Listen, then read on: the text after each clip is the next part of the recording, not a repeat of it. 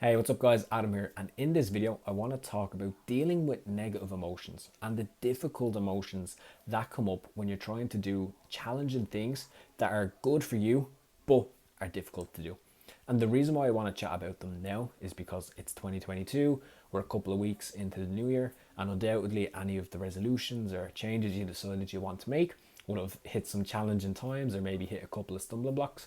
I want to help reframe for you how you look at these challenges and these situations so you're able to use them to your advantage over the next few weeks and not have this be another failed attempt at trying to sustain whatever changes and resolutions you want to make in your life. And I want to use a couple of examples to help illustrate this point, and a couple of examples that I think will be very common for people at this time of year. But ultimately, the point I want to make is that you can never just get away completely from feeling this discomfort or these uncomfortable feelings. You can never push them away, never to be felt again. You have a choice. You either face them head on and deal with them now, or delay them and deal with them in the future. And a couple of examples to illustrate, a simple one would be in terms of weight loss, because that's a common theme that comes up at this time of year for people.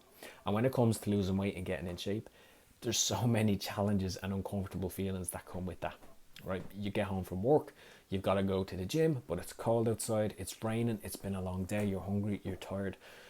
So much things are going on. Going to the gym is the last thing you want to do. And you know you've got a session to get done, but you've got all these voices in your head telling you not to do it. And in those moments, you've got that uncomfortable feeling. And even the thought of going upstairs, pulling your tracksuit bottoms of your shorts on, getting in a t-shirt, getting in the car and driving to the gym, even the mere thought of that is uncomfortable. It gives you that horrible feeling inside, and it's the last thing you want to do.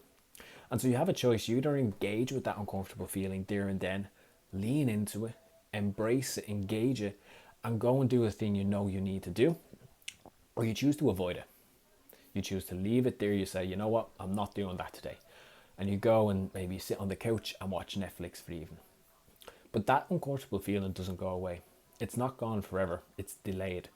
And when it comes back up is on Saturday night, for example, if you're heading out for a few drinks and you're going to pull on a short and it doesn't fit, or you catch a glimpse of yourself in the mirror and you don't like what you see, or you're getting a photograph and you see the photograph and it's not a good one. And that same uncomfortable feeling that you chose not to lean into, to go and do the thing, get to the gym that would help with this, has just come back up. And it's because you chose not to engage with it and lean into it in that initial moment, you've delayed it and pushed it off. And now your consequence in the long run is having to deal with it now. And if you look at another example, let's use in your career, for example. You want to make a change in your career, you're unfulfilled, unhappy, unsatisfied, feel undervalued. And you want to make this change. You want to go and have a conversation with your boss. You want to talk about how you feel working within the company and the changes you want to be made so that you can feel more valued and feel like this is somewhere that I actually want to be and want to work.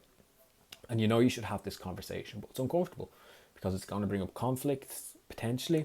It's going to bring potentially an awkward environment, an atmosphere, potentially could lead to your boss asking you to leave or to get a new job somewhere else. And so there's all these negative emotions that come with it. And we can either lean into those and engage with them and say, I understand it's uncomfortable, it's difficult, but it's in my best interest to go and do this now. Future me will thank me for it. Or we can say, you know what, I'm not engaging with that. I can't deal with it. I can't handle that right now. And I'm just going to suck it up and deal with it. And you just go about work as it always has been and continue to do what you do on a daily basis. That negative emotion doesn't go away. It gets delayed. And rather than dealing with it all there and then and getting it on the table and having that conversation, now you deal with it in little moments every day. As you go into work, you see a pile of papers on your desk, you're undervalued, you don't feel fulfilled in what you do, you come home, you complain about work, and you're living this cycle on loop because you didn't engage with that negative emotion to go and deal with the situation. You're dealing with it in the long term and having to deal with the consequences of that. And so there are a couple of examples, but the real point I want to make is that you can never get away in life from engaging these negative or uncomfortable emotions. They don't go away. They're always there. You don't get to choose no discomfort or no uncomfortable feelings. What you do get to choose though is which ones you engage with in the short term and deal with them head on so they don't become a long-term chronic problem for you. So a question to leave you is, what are you delaying right now in life? And what's one thing you could do to start engaging with it now so it doesn't play on in your future?